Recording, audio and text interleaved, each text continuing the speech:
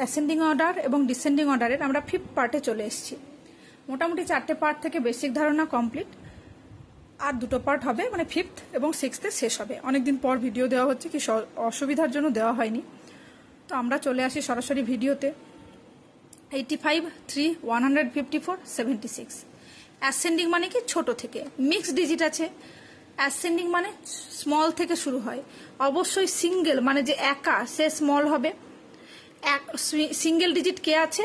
3 একা আছে, তাহলে 3-তে আমি গোল করব 3। এরপর এবার আছে ডাবল ডিজিট, ট্রিপল ডিজিট বাদ দেব। ডাবল ডিজিটের মধ্যে অর্থাৎ 85 এবং 76 এর মধ্যে কাউন্ট করব, 8 এবং 7 এর মধ্যে। 1, 2, 3, 4, 5, 6, 7, 7 আগে এলো, তাহলে 76। ডাবল ডিজিটের মধ্যে আর বাকি থাকলো 85, সঙ্গে সঙ্গে 85। ট্রিপল ডিজিটের মধ্যে এই যে আর একটাই বাকি থাকলো, পুরোটার মধ্যে 154। এবার এইটা আরো ডিটেলে বোঝালাম না, কারণ আগের 4টে পার্টে আশা করি বেসিক জায়গাটা বোঝা হয়ে গেছে। এবার আসছে 93, 654, 732, 8।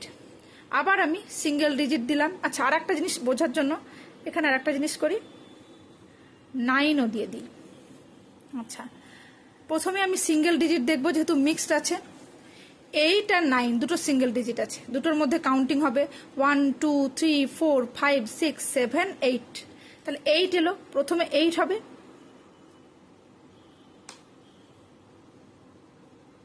9 বাকি থাকলো সিঙ্গেল ডিজিটের মধ্যে, এবার হবে 9, চিহ্ন দিলাম।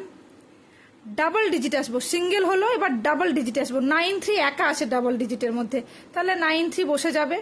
যদি অন্য কোনো ডাবল ডিজিট থাকতো তাহলে আমাদেরকে একই নিয়মে কাউন্টিং করে দেখতে হতো। ট্রিপল ডিজিট দুটো আছে, 6 আর 7। এটা উজান করছে দুষ্টুমি।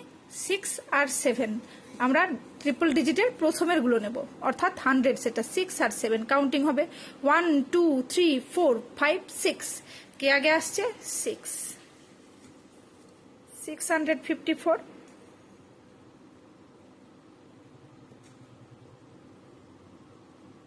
বাকি কে থাকলো? 732। এইভাবে প্রচুর সংখ্যা প্র্যাকটিসের ফলে বাচ্চা অটোমেটিক্যালি শর্ট আউট করতে পারবে double digit, single digit, triple digit, এবং আস্তে আস্তে এই কাউন্টিংটাও আর করতে হবে না। এটা একদম শুরুতে যাদের কাউন্টিং মানে দেখে স্মল বা বিগ বলতে অসুবিধা হয়, আমি প্রথমেই বলেছিলাম তাদের জন্যই। এরপরে আস্তে আস্তে প্র্যাকটিস করতে করতে এটা অভ্যাস হয়ে যাবে। আর একটা পার্ট আসবে ডিসেন্ডিং এর, কিভাবে আমরা এই জিনিসটা করব।